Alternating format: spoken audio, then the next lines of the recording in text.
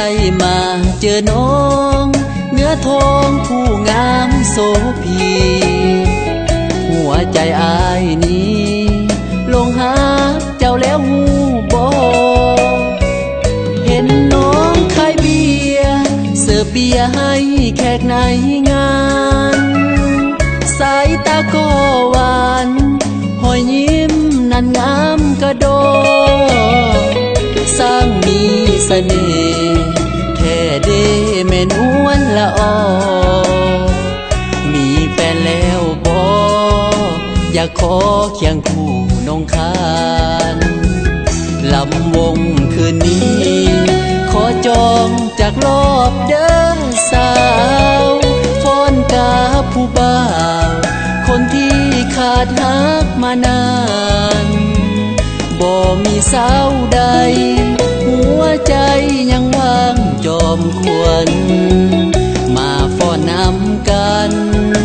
สุขสันต์ลำวงบ้านเฮาผู้สาวขายเบียร์เพิ่นเอิ้นว่าสาวเบียร์ลาวผู้แก้มขาวๆสาวเบียร์ลาวทั้งงามทั้งโกหักเจ้าเด้อล่ะอย่าได้ว่าอายเลโลอายอยากสิขอเบอร์โทรติดต่อลมกันสองเฮาอายขออำลาคืนนี้กับเมื่อสาก่อนงานบุญพ่อกันแน่นอนมาฟ้อนลำวงคือเก่าสิมากินเบียร์อูดนูนหาน้องนงเหา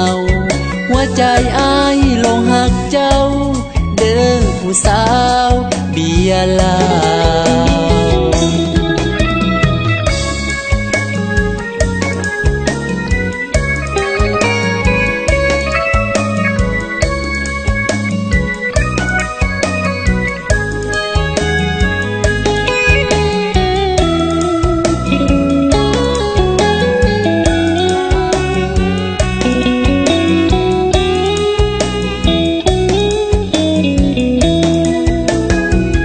ลำวงคืนนี้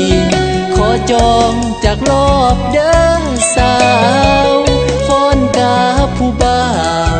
คนที่ขาดหักมานานบ่มีสาวใดหัวใจยังว่างจอมควรมาฟ้อนนำกันสุขสันต์ลำวงบ้านเฮาสาวขายเบียร์เพิ่นเอิ้นว่าสาวเบียร์ลาวผู้แก้มขาวๆสาวเบียร์ลาวทั้งงามทั้งโกหักเจ้าเด้อล่ะอย่าได้ว่าอายเลโลอายอยากสิขอเบอร์โทรติดต่อลมกันสองเฮา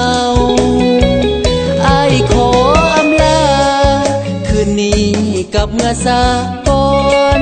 งานบุญพ่อกันแน่นอนมาฟ้อนลำวงคือเก่าสิมากินเบียร์อูดนูนหาน้องนงเหา